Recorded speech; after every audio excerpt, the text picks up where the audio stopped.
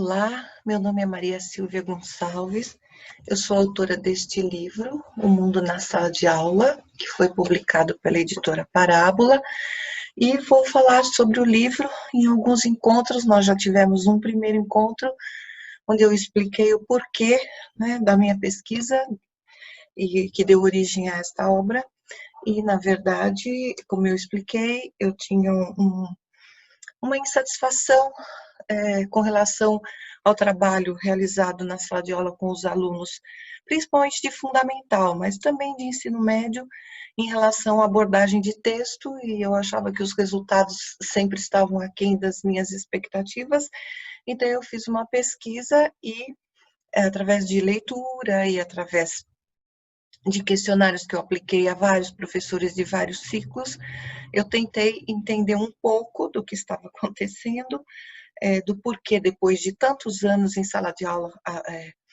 elaborando atividades de exploração de texto, o aluno não conseguia chegar naquilo que eu queria que ele chegasse.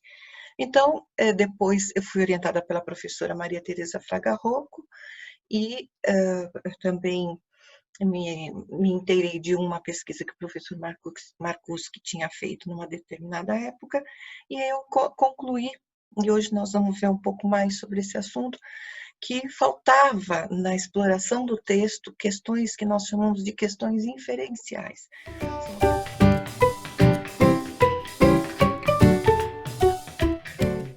São aquelas questões em que o aluno ele usa do raciocínio, do conhecimento que ele tem para chegar numa determinada conclusão e não necessariamente uma exploração de texto que está voltada apenas para o texto. Então, antes de qualquer coisa, só gostaria de dizer que o conceito de leitura que eu estou usando aqui não é a leitura do deciframento. Para mim, decifrar não é ler, né? Vai muito além. Então, é um processo complexo, incessante, em que o leitor ele vai elaborando hipóteses, essas hipóteses vão se confirmando ou não durante a leitura, e assim ele vai construindo o sentido do texto, amparado pelos seus conhecimentos linguísticos e extralinguísticos, né? E o que acontece? Depois de tanta pesquisa, você começa a ver que o texto ele é fundamental no trabalho do professor de língua portuguesa. Tanto nos planejamentos dos professores como nos livros didáticos, você encontra sempre o trabalho de exploração de texto, né? E isso, com o passar do tempo, acabou criando um hábito, né, na cultura escolar, em que o aluno ele tem o texto e ele tem as perguntas sobre o texto, e ele vai, a cada pergunta, ele vai a cada parágrafo buscando as respostas.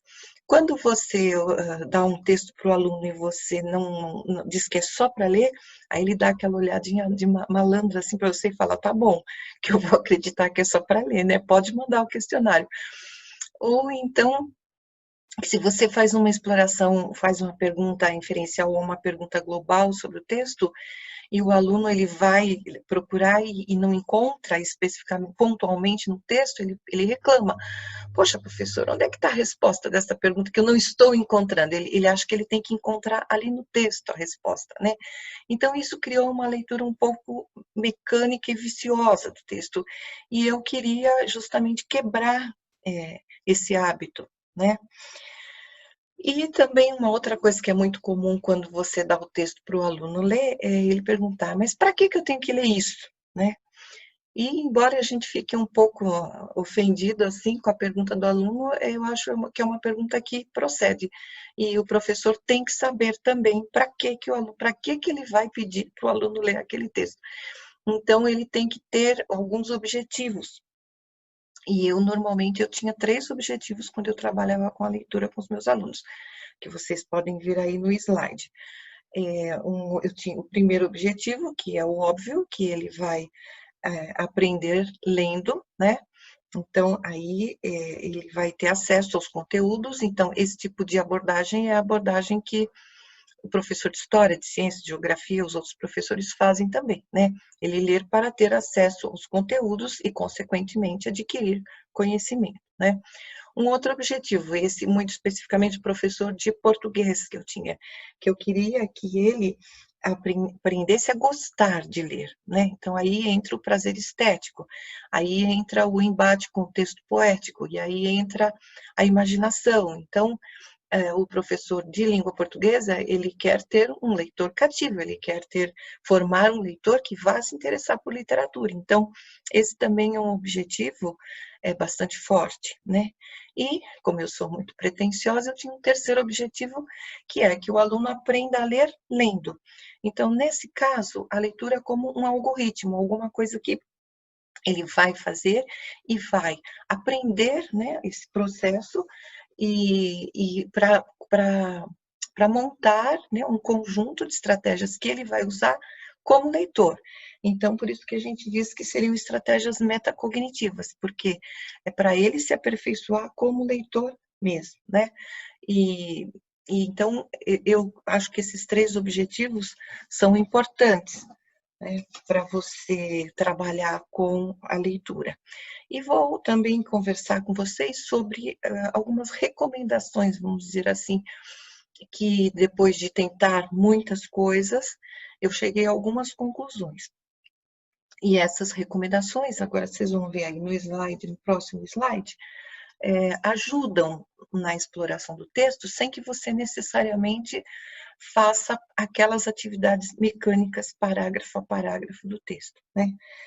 A primeira delas, da recomendação, é justamente o estabelecimento de objetivos, que eu acabei de falar, dependendo do texto, dependendo da situação, dependendo do gênero do texto, do que você quer fazer com aquela exploração, então aí você estabelece os teus objetivos, né?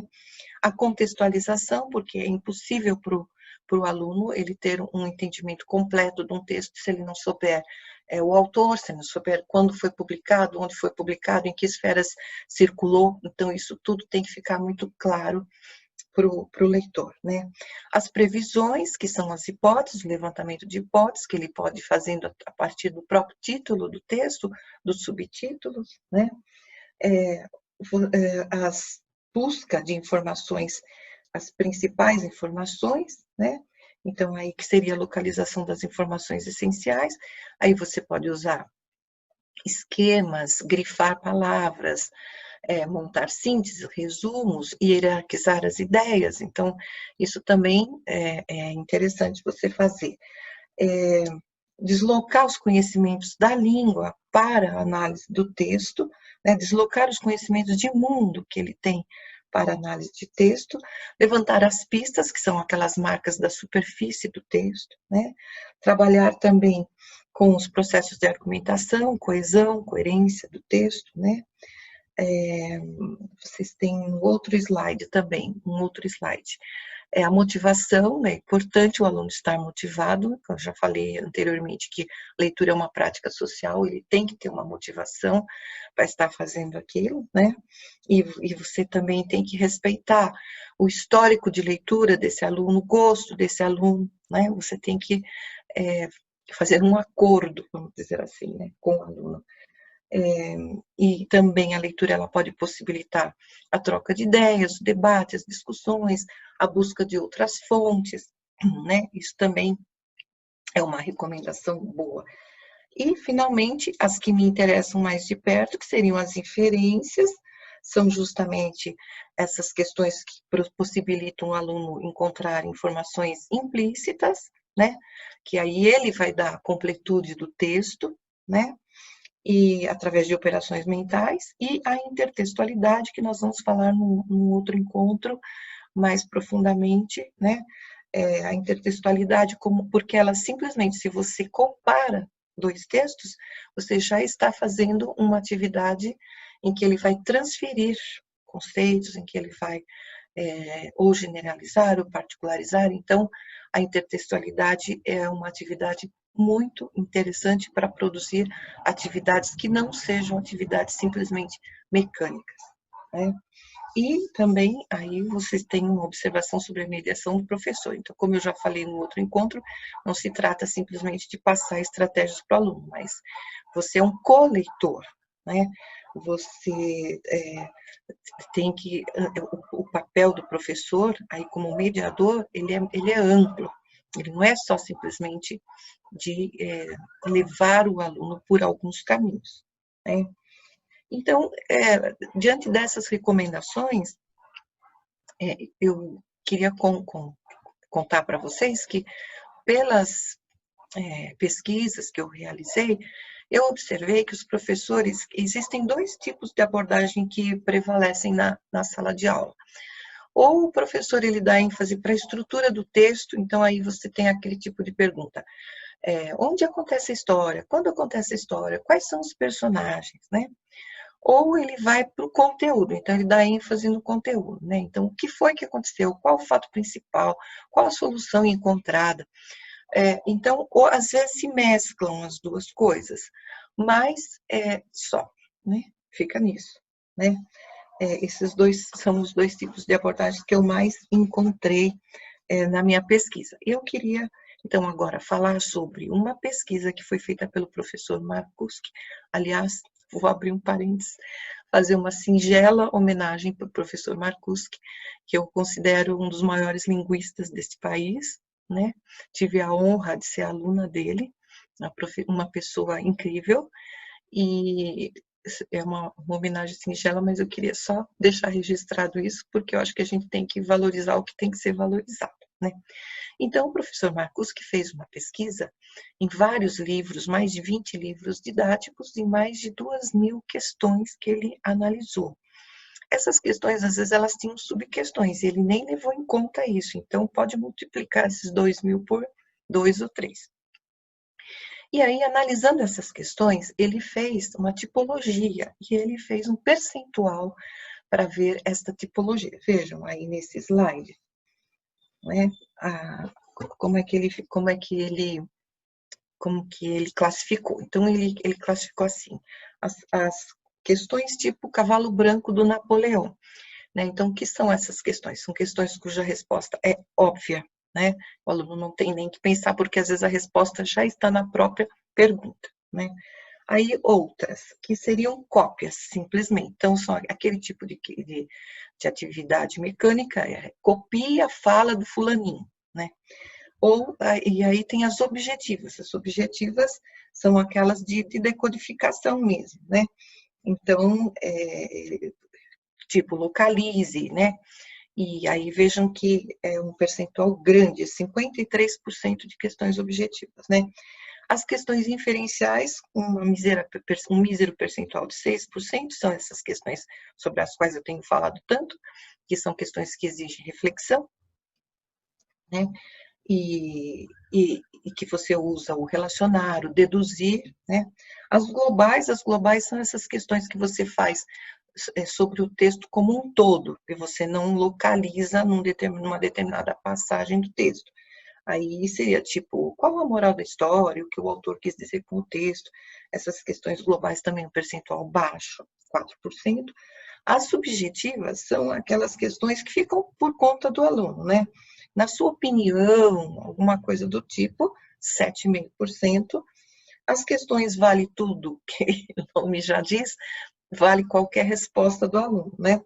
Então, você concorda com o autor, ou copia uma passagem que você tenha gostado mais, qual o trecho que você mais gostou, então vale tudo.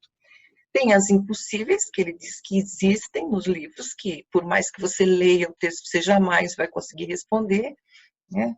E é porque é algo, uma informação que não está ali.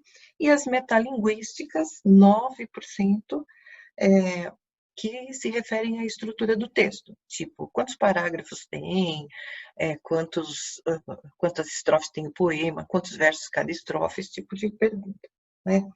Então, observando os percentuais, a gente vê que 70% das questões ou são objetivas, ou são cópias, ou são cavalo branco de Napoleão, né?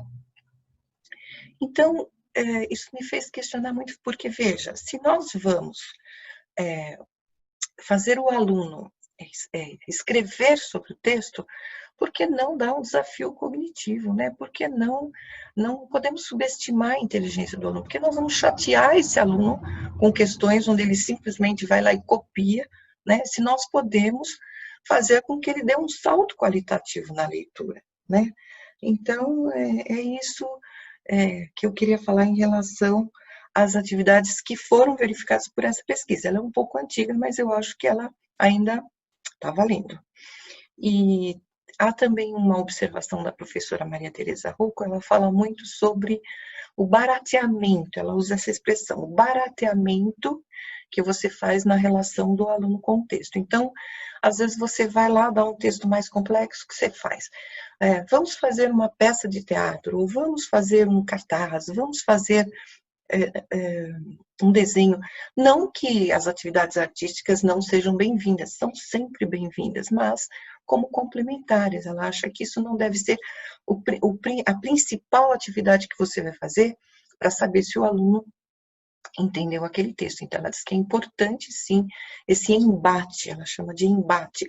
O aluno, ele vai para este embate, mas depois, quando ele consegue ultrapassar algumas barreiras, para ele isso é uma coisa prazerosa, né?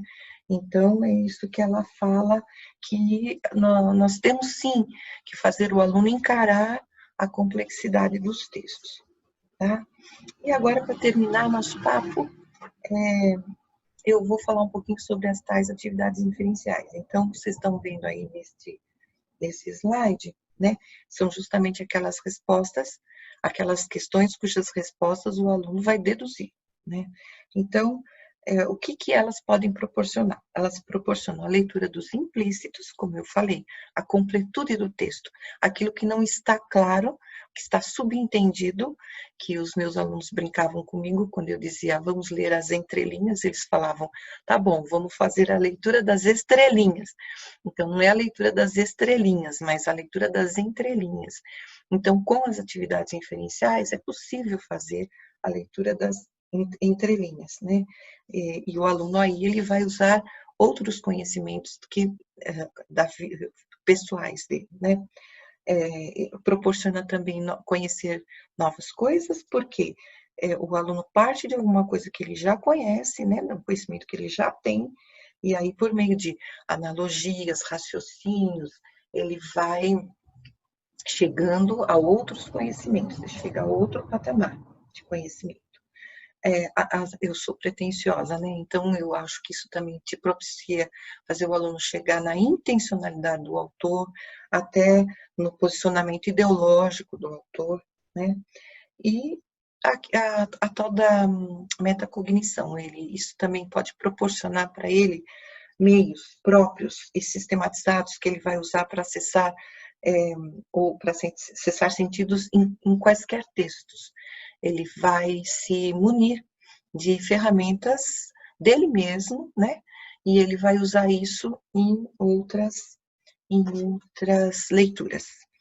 E depois, finalmente, algumas habilidades que a gente pode usar com essas questões. Vocês têm supor, interpretar, organizar, utilizar, analisar, comparar, avaliar, sintetizar, debater, opinar, criticar, relacionar, julgar, justificar, generalizar, particularizar ou reordenar, associar, reconstruir, substituir, incluir, eliminar ou extrapolar informações. Então, são muitas, há uma infinidade de atividades que você pode planejar com essas atividades. Tá? Então, é isso por hoje. Nosso encontro termina aqui. Eu espero vocês na próxima, onde eu irei falar um pouco, fazer um pouco o perfil do nosso aluno, né? Como é o perfil do nosso aluno no ensino fundamental e como preparar esse aluno para esse tipo de atividade que vai sempre exigir um pouco mais dele, né? Tá bom? Muito obrigada pela atenção e até lá.